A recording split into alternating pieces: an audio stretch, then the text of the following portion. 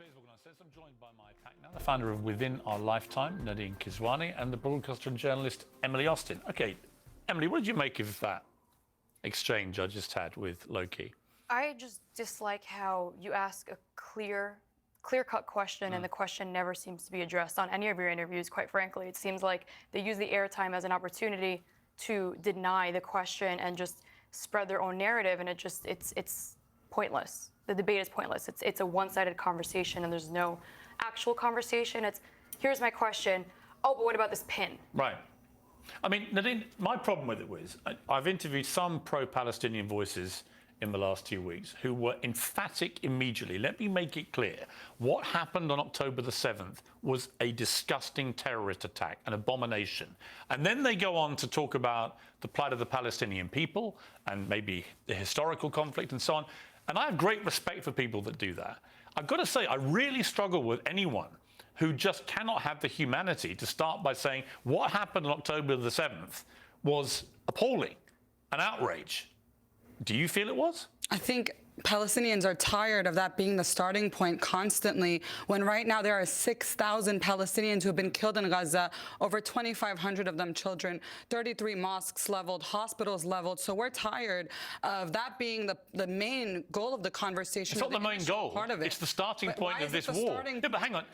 It's the starting point of this war. It's not the main goal of what I want the conversation to be. The starting point was when 750,000 Palestinians were ethnically cleansed, were expelled from their homelands during the Nakba, which my grandparents fled Palestine because of the Nakba, because of the massacres and the rapes that they heard. So to me, that's the starting point. That's my experience. Let's go with that for a minute. Let's start with the Nakba, because the only Nakba is the part that people forget to address. 1948, after the partition plan, the Jewish state called in the Arabs to live prosperously and peacefully in the land. But what happened the very next day, not even 24 hours later, is the alleged Nakba, where the Arab leagues declared war on the Jewish state, that we just agreed to have our two-state solution. And what did they tell their people? Leave the state, let us get the land back, let's ethnically cleanse the Jewish people, and once we defeat them in this war, you will come back to the land. So the only Nakba was a catastrophe that you guys, the Arab leagues, waged a war that you could not win, and that is why, I'm sorry, your grandparents had to leave their homes. That's completely ahistorical. I don't represent the Arab League. I'm Palestinian, and I'm speaking on behalf of the Palestinians. But why do you find it hard to just start,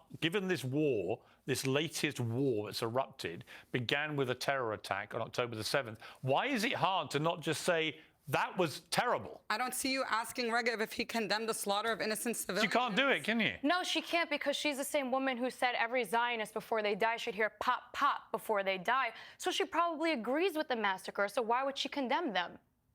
I think the media is part of manufacturing consent. We're talking about you. I'm speaking here, and I'm not interested in speaking to genocide deniers.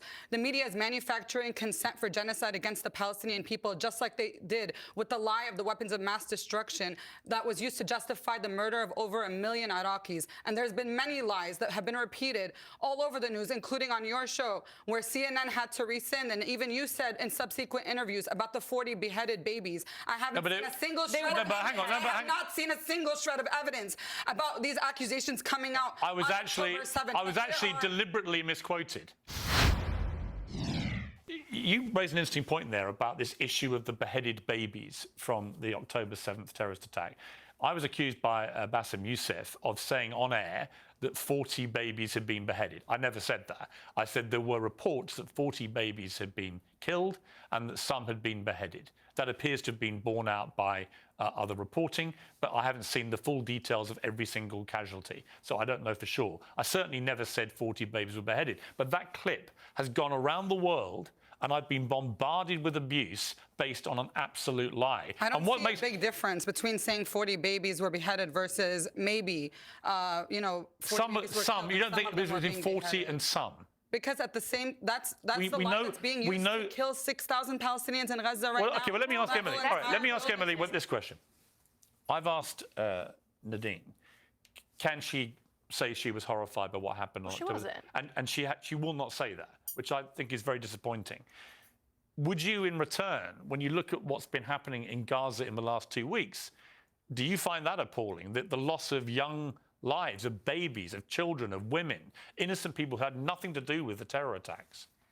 Absolutely, 100%. Any death of innocent civilians should be condemned privately and publicly, and I cannot believe I have to say that. So yes, every children that is being collateral damage, every woman that's becoming collateral damage, my heart aches for them. Why can't you do that? I think we all agree that the loss of innocent life is sad, but I believe that the loss of innocent life wouldn't be an issue. It's okay if when Israel it's the didn't Jews. ethnically cleanse Palestine to begin with in 1948. Well, they didn't, and that's the that is problem. the source of this. To me, I go to the source of the issue. But what that doesn't. happened on October 7th isn't the beginning of what Palestinians But had you asked me, okay, but Nadine, ask me. That's not the starting point. Why don't you ask me what do I think of that? You have a lot of preconceived views of what you think I think. I agree with you. I think the displacement of hundreds of thousands of Palestinians in 1948 is the root cause of all of this. Well, you can thank the Arab Leagues for declaring war on the two-state solution. There are They had it myriad in front of people them. at fault in the next 70 years. We were ethnically cleansed from our land. It's not like Jewish people were ethnically cleansed from the land of Palestine. was the They catalyst? colonized it from other people. But here's my- I'm actually discussing with him. I refuse to speak to genocide deniers. Well, I refuse to speak to genocide She's not a deniers. genocide denier. She's not. Do you know the definition of a genocide? No, I do know the definition of What a is it? genocide. Gaza currently is a concentration camp No, it is because not. the Palestinians. You think are Hamas being- wages genocide?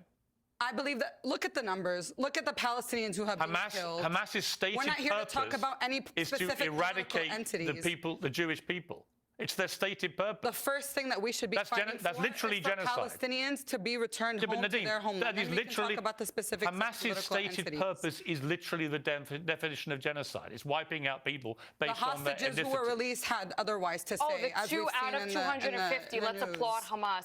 You can't. Okay. The hostages that Israel didn't even want to take to begin with. They didn't even want to take them back. But they did take them. The Palestinians need to divorce As they bomb Gaza, risking their own hostages. I'm going to keep speaking. They don't care about killing Palestine Let her needs speak. to be liberated from Hamas, because when your governing body is a terrorist organization, that is the root of the problem, not the alleged ethnic cleansing. The ethnic cleansing of Palestine happened 1948. decades before Hamas was even created. Let me ask you a What question. exactly Let me ask you a happened? question.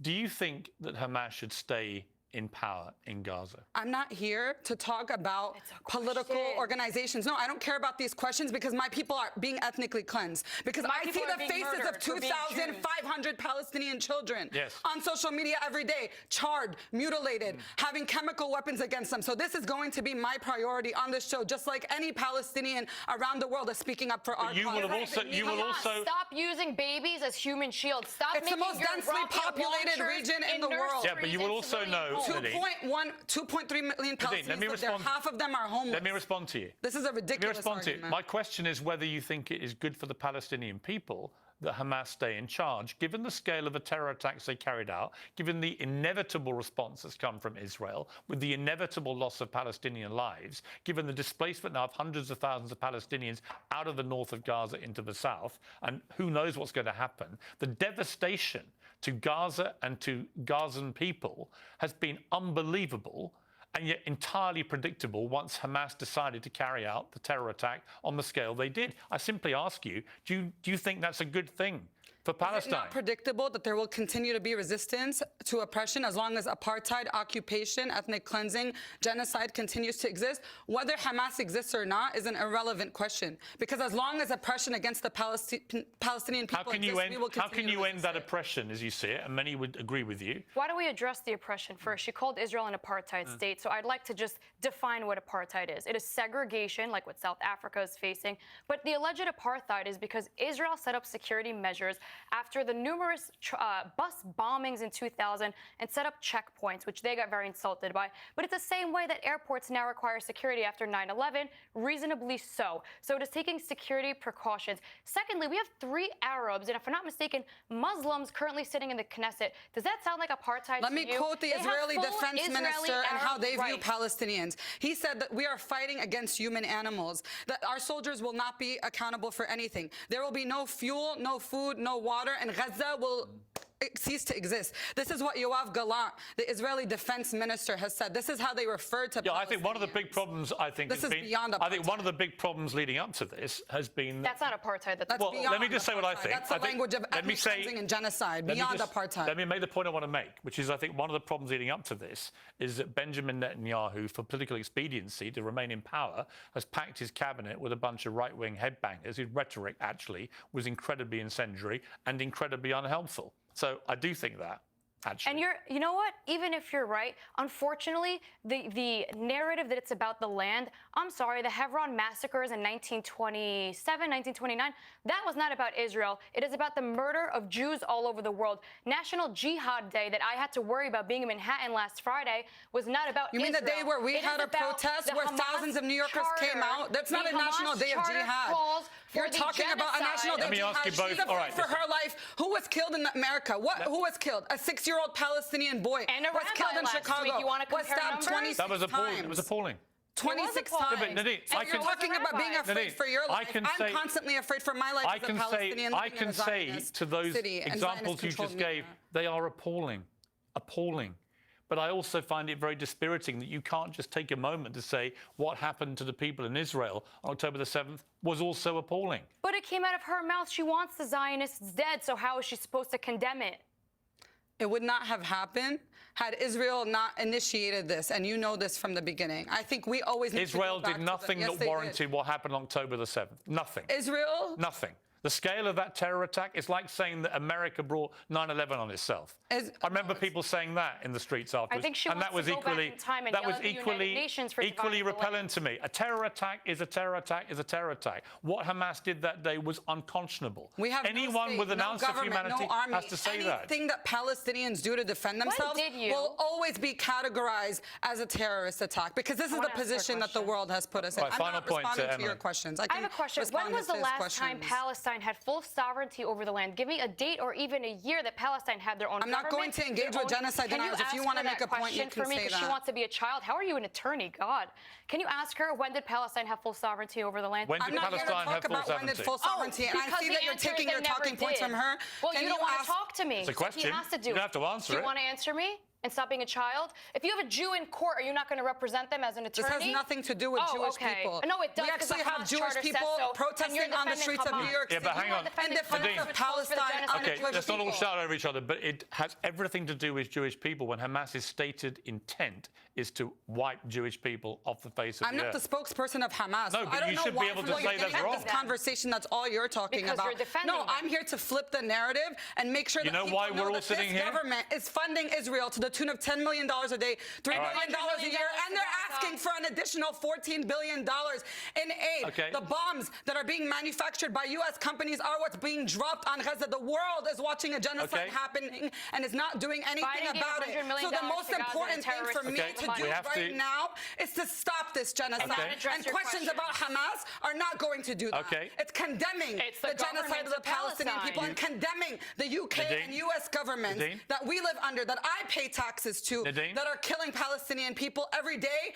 And the UN already said that Gaza would be unlivable by 2020. The UN had already said that most of the hospitals in Gaza, at least 2/3 of the healthcare facilities, are not being able to provide. Are not able to. I think it's wrong. So it's not just the airstrikes and the missiles that are going to kill people. The siege and blockade has been killing people, and it will continue to kill people. You should be able to say that that is all wrong, which I believe it is wrong. And you should also be able to say that what happened on October the 7th was wrong. A human being who cares equally about the lives of all human beings would be able to say that both those things are wrong. I do care about the lives of all human beings equally, and that's why I believe that in order to preserve human life, you must end the siege on Gaza, you must end the blockade, you must end the settler colonization of Palestine. Listen, free Palestine from Hamas. It's a passionate debate, and I understand why emotions run high. I appreciate you both coming in. Thank you very much indeed. Come back. Let's continue the debate. You only get to peace in these things, I can promise you, by thrashing these things out. People that hate each other have to come together and they have to try and find places of compromise. Otherwise, you never get to peace. 70 years this has been going on. 70 years. You need justice to get peace. You need justice and you need compromise and you need both sides to acknowledge when bad things happen, you can say that is unacceptable. On October the 7th, if any tiny part of you says that was acceptable or there's a reason for it, I can't have that. But thank you for coming in. I appreciate it. Thank you both very much indeed.